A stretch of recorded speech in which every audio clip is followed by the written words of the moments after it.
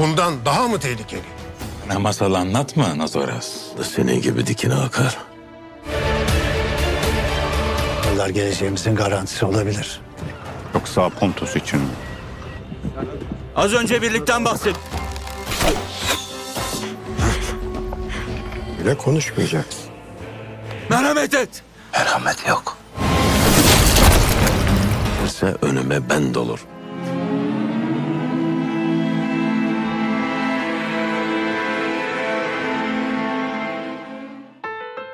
Subasi Mahmud meregang nyawa setelah berusaha melindungi Hisir Celebi dari perangkap Dimitri dan kawan-kawan. Sementara Kurjodohan juga harus terluka parah ketika akan membantu.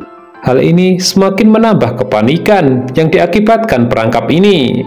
Dokter pun berusaha sekuat tenaga untuk menghentikan pendarahan agar tidak menimbulkan efek yang berbahaya. Setelah berhasil menemukan Pangeran Bayezid, Agamemnon dipenuhi permintaannya menjadi guru madrasah, yang itu artinya ia akan mengajar Pangeran Bayezid. Sementara itu, doa Bahar Hatun langsung dijawab, putranya telah kembali. Kali ini ia berjanji tidak akan pernah membiarkan putranya itu pergi sendirian terlebih keluar dari istana. Pihak Bantos mengutus Yorgo untuk menculik Bayezid dengan tujuan untuk memperpanjang nafas Roma dari serangan Sultan Mehmed. Yorgo tidak akan bekerja sendirian karena di dalam sudah ada Agamemnon. Sementara itu Sultan Mehmed shock mendengar Kurjodohan terluka, bahkan Risto. Jelas ini pemberontakan terselubung. Sehanos ditugaskan untuk menyelidiki. Hisir Celebi bersyukur ia tidak menjadi korban. Perangkap ini telah diatur untuk memfitnah satu dengan yang lain. Sinan masih pingsan, jadi belum bisa dimintai keterangan. Dalam situasi seperti ini, Agamemnon memohon untuk bisa dipertemukan dengan saudaranya, namun Hisir Celebi dengan tegas menolak dengan alasan keamanan. Setelah gagal dari misinya, Dimitri meminta perlindungan Notaras. Tentu ini begitu berbahaya, Notaras menyarankannya untuk keluar istana. Kebetulan di waktu yang sama datang kunjungan dari Gennadius. Dia mengaku tahu siapa yang menimbulkan kekacauan di kota, yaitu Agamemnon. Hanya saja Notaras menolak dikaitkan dengannya. Sementara itu para petinggi Roma dikumpulkan dalam sebuah pesta yang diadakan oleh Alexandro. Bronkovic dan Marat juga diundang, namun pesta ini sendiri membahas bagaimana melawan Sultan Mehmed. Jelas keduanya telah berseberangan karena mereka sangat patuh kepada Utsmaniyah. Terpaksa Alexandro akan menggunakan cara paksa agar keduanya mau ikut bergabung. Sultan Mehmed dan yang lainnya akhirnya menjenguk Kurjodohan. Selain untuk mengetahui kondisinya, mereka langsung membahas siapa pelakunya. Alessandro telah menyandra Georgi, putra Brankovic sekaligus saudara Marahatun. Hal ini dimaksudkan agar para pemimpin Bizantium bisa kompak mendukung untuk melawan Sultan Mehmed. Tapi dengan situasi seperti ini, Brankovic serta Mara tidak punya pilihan lain selain memilih diam. Di sisi lain, Candarli berjanji kepada Kurjodohan bahwa ia akan menyelidiki kasus ini. Bahkan ia berjanji pada dirinya sendiri tidak mau dipanggil namanya Candarli apabila tidak bisa menemukan pelakunya. Ucapannya ia buktikan dia bergerak terlalu cepat karena Atmaca telah membuntuti Dimitri yang baru keluar dari rumah Notaras. Temuan itu dilaporkan kepada Candarli, termasuk kedatangan Gennadius. Candarli menyimpulkan bahwa mereka ada keterkaitan dan harus dibicarakan dengan Balibe. Pemberontakan para petinggi Bizantium tercium oleh Sultan Mehmed. Tapi Ishak Pasha mempertanyakan kenapa Sultan meminta bantuan Vlad, yang notabene bagian dari mereka dan terkenal kejam. Vlad Tepes merupakan keponakan dari Pangeran Wallachia, Basarab. Hasil pertemuan para pangeran Bizantium jelas ingin memusuhi Utsmaniyah. Nah, hal ini bertentangan dengan loyalitas Vlad.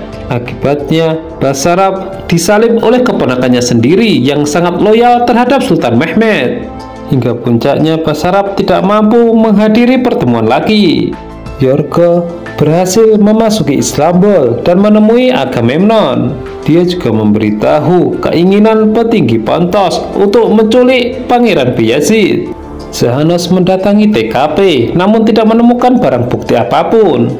Bahkan pemilik rumah yang seharusnya menjadi saksi pun telah dibantai. Alhasil, penyelidikan kali ini hasilnya nihil. Sementara itu, Sultan Mehmed sangat puas melihat lukisan Pangeran Bayezid setelah diajari oleh Agamemnon. Meskipun begitu, Sultan menghendaki untuk bidang yang lain juga. Hisir Celebi menasihati Zahanos, lebih baik mereka menunggu Sinan membuka mata. Zorgo menemui Notaras dan mempertanyakan loyalitasnya. Karena baginya, Platon telah berkorban sendirian, kini saatnya dia juga berkorban dengan menculik Pangeran Bayezid. Tentu ini bukan pekerjaan yang mudah. Pangeran Bayezid begitu penasaran dengan masjid yang dibangun ayahnya. Kesempatan ini dipergunakan Agamemnon untuk mengajaknya keluar dari istana, dengan harapan teman-temannya akan datang membantunya menculik. Sultan Mehmed memastikan keamanan perairan mereka dari serangan musuh. Bahadir B yang mengemban tugas ini sangat memuaskan. Bahkan ia juga menyiapkan armada kapal yang diminta oleh Sultan. Putra Subasi Mahmud mengeluh kepada Hisir Celebi. Kini ia menjadi anak yatim. Qadi itu pun tidak kuasa menahan tangis, namun ia menceritakan kisah Rasulullah yang sejak kecil yatim piatu. Putra Subasi Mahmud akan dididik oleh Hisir Celebi. Para petinggi Bizantium kembali membuat pertemuan.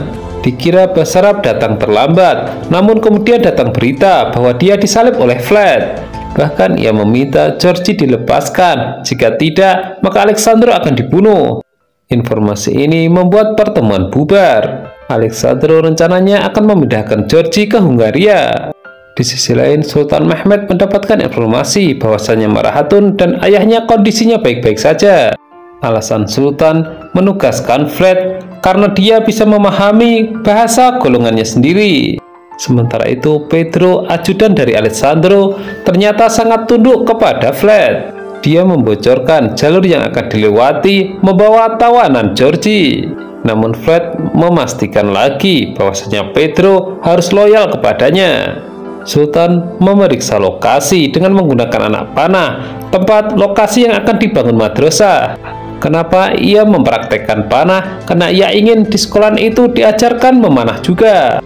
Hal itu terinspirasi dari sahabat Nabi Sa'ad bin Abi Waqqas. Karena bagaimanapun juga pengetahuan harus digabungkan dengan kekuatan. Agamemnon akhirnya mendapatkan izin untuk menjenguk saudara iparnya. Anehnya hal ini tidak lepas atas bantuan Sehabedin Pasha. Jandarli menghampiri Balibe yang tengah meratap di makam Saltuk. Di situ ia memberikan kisi-kisi bahwa orang yang membunuh Saltuk sama dengan orang yang menusuk Kurjudohan. Dan untuk mendapatkan informasi, ia harus menemui Gennadius. Investigator yang dipilih Sultan adalah Zahanos. Maka dari itu Jandarli tidak mau bertindak terlalu jauh. Begitu membuka mata, Sinan langsung diancam Agamemnon agar tidak berbicara apapun. Jika tidak, maka anak dan istrinya akan mati. Diperlihatkan bahwasanya keluarganya itu diculik dan disandera oleh Zorgo. Mereka sengaja menunggu karena juga harus membawa Pangeran Bayezid ke Pontus. Balibe kepikiran dengan ucapan Jandarli sambil memandangi kapak Saltuk. Mustafa ikut penasaran, namun dia disuruh untuk diam saja. Atmaca melapor kepada Jandarli mengenai temuan anak buahnya yang mengikuti Dimitri. Namun untuk bertindak, Jandarli memilih untuk sabar. Hisir Celebi memberitahu Sinan bahwa mereka adalah korban. Berarti ini buktinya. Meskipun demikian, Sinan memilih tutup mulut demi keselamatan keluarganya. Di sisi lain, Balibe datang ke gereja menemui Gennadius, menanyakan apa yang ia ketahui. Dan pendeta itu menjelaskan mengenai organisasi rahasia yang bernama Nemesis. Mereka bergerak untuk membalas dendam dan ketuanya adalah Agamemnon. Tujuan Sultan Mehmed akan menjangkau Vatikan dan Pontus. Jelas ini mimpi besar berikutnya butuh persiapan yang sangat matang. Pangeran Bayezid telah bersiap-siap untuk keluar dari istana untuk melihat perkembangan pembangunan masjid, namun ia ingin bertingkah seperti ayahnya. Sinan mati kutu kembali ke rumah dan hanya bertemu dengan Agamemnon. Dan itu artinya ancaman yang dilontarkan sebuah kenyataan. Jadi memilih bungkam atau berbicara, nyawa istri dan anak-anaknya menjadi taruhan. Bali B meminta petunjuk Candarli apa yang harus ia lakukan setelah mengetahui siapa pelakunya namun tidak memiliki bukti. Berhubung Shahanos, Syahabuddin dan yang lainnya tengah menyelidiki, maka ia harus meminta informasi darinya. Pangeran Bayezid siap berangkat meninjau pembangunan masjid namun dengan pengawalan ketat. Syahabuddin dan Shahanos menggambarkan kepada Agamemnon bahwa perjalanan ini akan menarik. Sinan datang ke lokasi pembangunan, namun teman-temannya menolak dan menyuruhnya untuk beristirahat saja karena kondisinya belum membaik. Yorgo menerima informasi bahwasanya Pangeran Bayezid telah berada di tengah kota. Putra Mehmet itu tengah memborong dagangan orang di pasar dan membagikannya kepada rakyat. Sinan melakukan protes kepada Hisir Jalebi karena teman-temannya menolak menerimanya bekerja kembali. Sang Kodi menjawab dengan sangat sederhana, itu demi kebaikannya sendiri. Alexandro berencana membawa Georgi ke Hungaria, namun di tengah perjalanan ancaman muncul ketika sebuah kuda datang tanpa awak. Dari kepulan debu muncul Vlad yang menantang untuk melakukan pertarungan. Hanya saja ia menghendaki Alexandro ditangkap hidup-hidup. Secara mengejutkan, Sinan kembali menemui Hisir Jalebi. Kali ini ia menangis. Berat rasanya untuk menceritakan karena istri dan anak-anaknya dalam bahaya. Sekarang menjadi jelas bahwa pelaku penyerangan adalah Dimitri, dan secara otomatis tentu ia diperintahkan oleh tuannya yaitu Agamemnon. Berpindah ke pertempuran, seluruh anak buah Alessandro dihabisi Vlad. Tapi pada saat yang sama Alessandro memilih kabur. Mustafa menyampaikan perintah dari Bali B kepada Saruca dan Satilmis agar lokasi proyek dikosongkan. Sementara itu, penyelidikan rahasia oleh Candarli sebenarnya sudah komplit, ada saksi, ada juga bukti. Namun untuk mengungkapnya ke publik, ia harus bersabar, karena yang diberi wewenang Sultan adalah Shahanos. Alessandro akhirnya terkejar oleh Vlad. Sekaligus terungkap bahwasannya Pedro seorang pengkhianat. Vlad mengaku tidak peduli siapapun yang menghalangi jalan pemerintahan Utsmaniyah maka menjadi musuhnya. Bukannya mendapatkan apresiasi, Pedro justru dibunuh oleh Vlad. Hal ini membuktikan bahwasannya dia benar-benar kejam sehingga semua orang takut kepadanya. Sementara itu rombongan Pangeran Bayezid tiba di lokasi konstruksi namun tidak menemukan siapapun di sana kecuali Bali B. Kapak saltuk telah diasah. Bali B meminta agar Agamemnon diserahkan. Tapi Shahanos dan Syahabuddin bersikap seolah-olah melindungi. Agamemnon menyangkal bahwa dia bukanlah seorang pembunuh. Dalam kilas balik ternyata diceritakan Sultan Mehmet telah tahu mengenai perbuatan Agamemnon. Shahanos dan Syahabuddin bersikap seolah-olah tidak mengetahui apapun. Padahal sebenarnya hasil penyelidikan yang mereka lakukan sudah berhasil. Dan untuk menghindari perlawanan ataupun kabur, Syahabuddin menyandra Agamemnon. Tapi kemudian Shahanos memberitahu Bali B bahwa yang berhak menghukumnya adalah Sultan. Agamemnon mencoba memanggil teman-temannya termasuk Yorgo. Hanya saja dia sudah disandra oleh Bahadir B. Nah, ini menarik, keduanya kemudian dikonfrontir sehingga terjadi pengakuan. Tak butuh waktu lama, Yorgo kemudian digorok lehernya oleh Bahadir B. Sementara itu di sisi lain, dengan nafas terengah-engah, Alperen menghadap Sultan memberitahukan bahwa Sinan telah mengaku. Saat itu juga semua akan datang untuk melihat. Informasi cepat menyebar. Atpaca melaporkan ini juga kepada Candarli. Tentu ini akan menjadi bencana karena Sultan ternyata sudah tahu. Ia pasti akan dimintai pertanggungjawaban melakukan penyelidikan namun membahayakan nyawa Pangeran Bayezid. Vlad memajang mayat-mayat di tengah jalur perdagangan.